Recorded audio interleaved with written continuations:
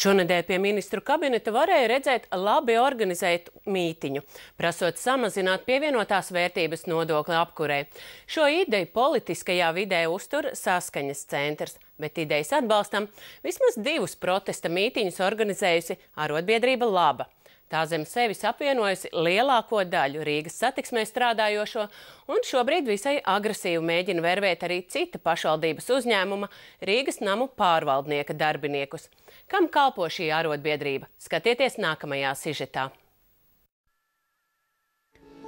Pērn Saskaņas centrs nāca klajā ar savu politiskās dienas kārtības punktu par pievienotās vērtības nodokļa samazināšanu apkurei. Te jau vienlaikus šī ideja parādījās arī arotbiedrības Laba dienas kārtībā. Tās biedri uzvilka oranžus lietus mēteļus, te jau identiskā krāsā kā Saskaņas centra logo, un novembrī devās piketēt pie Saeimas. Pikets bija arī platforma saskaņiešu, tostarp Rīgas mēra Nila Ušakova uzsaukumiem. Šonedēļ līdzīgs pasākums tikai bez politiķu līdzdalības tika atkārtots pie valdības mājas.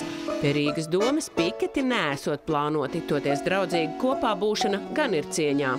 Strādājot kopā, mēs parādīsim, ka tieši kopā mēs varam darīt visu vairāk. Un paldies visiem, kas ir atnācis, un paldies atsevišķiem arotbiedrībai Laba, īpaši par šo cepurību. Vai jūsuprāt, šobrīd šī arotbiedrība netiek izmantot politisku mērķu sasniegšanai? Vai jūs esat redzējusi kaut vienu Saskaņas centra logotīpu, un tā ir piketa, piemēram?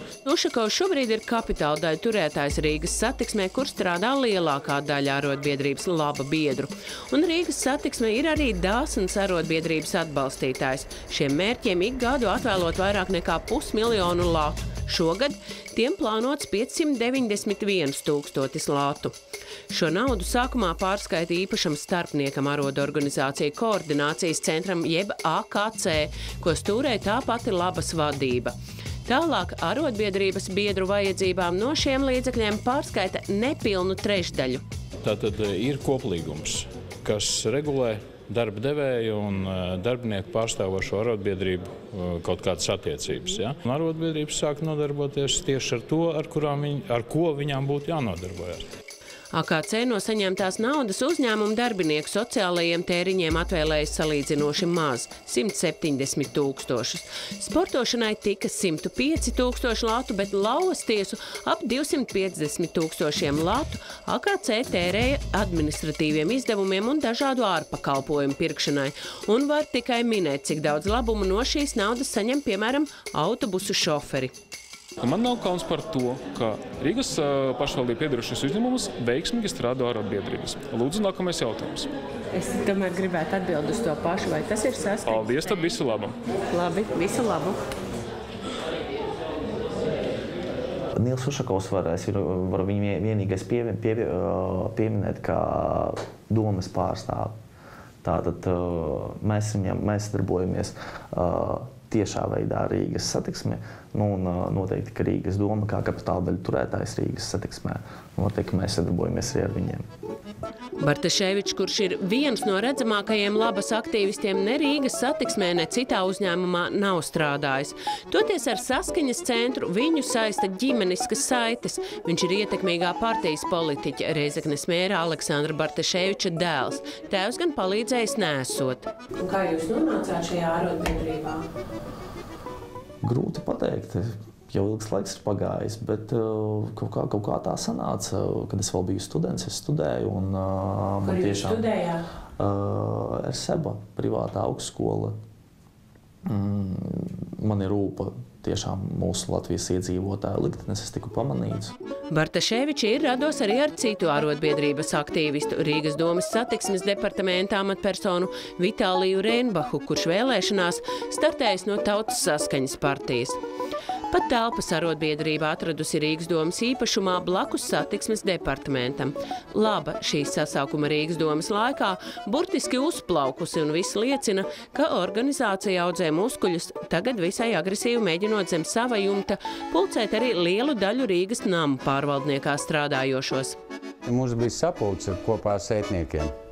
Tur tika atnestas tās blankas par labu, par firmas Laba tā arotbiedrība, bet, sētniekiem pateica, viņi saka, jums būtu jāiestājās Labā. Tad jūsu kolēģi iestājās šajā arotbiedrībā? Viena daļa, jā. Tieši baidoties no atlaišanas? Jā, tieši baidoties no atlaišanas, jo pa sētniekiem vispār strādājošie visiem pār pa 50 gadi, visi gados, jo jauniešu mūsu vidū nav. Visiem pār pa 50 gadi.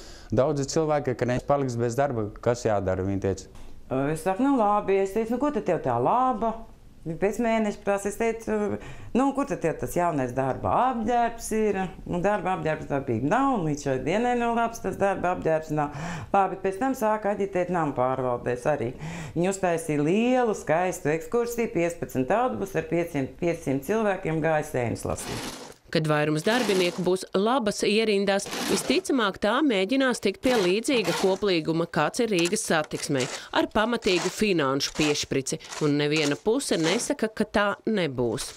Tad, kad koplīgums tiks noslēgts, domājams, ka to mēs izdarīsim šī gada laikā, tad attiecīgi visas tās lietas, ko koplīgums paredzēs, tā skaitā arī, ja tie būs pārskaitījumi arotbiedrībām, tad attiecīgi viņi tiks veikti. Iespējams, tas ir iemesls, kādēļ pēc namu pārvalžu apvienošanas kavējas koplīguma noslēgšana ar sabiedrisko pakalpojumu un transporta darbinieku arotbiedrību Lakars, kurā līdz šim bija lielākā daļa uzņēmumu darbinieku. Mēs jutām, ka no nama pārvaldnieku vadības notika tā kā darba koplīguma vilcināšana. Jā, valdē nevarēja izskatīt, tad tur bija problēmas. Mēs esam diezgan pārliecināti, ka tā bija apzināta rīcība, ka tas jau droši vien tā tika plānots. Arotbiedrības līdz Raimonds Gailis vaicāts par organizācijas piesliešanos vienam politiskam spēkam, to pat nenoliedza, sakot, citēju, ejam vienā plūsmā un Latvijā nav citu kreisi noskaņotu partiju.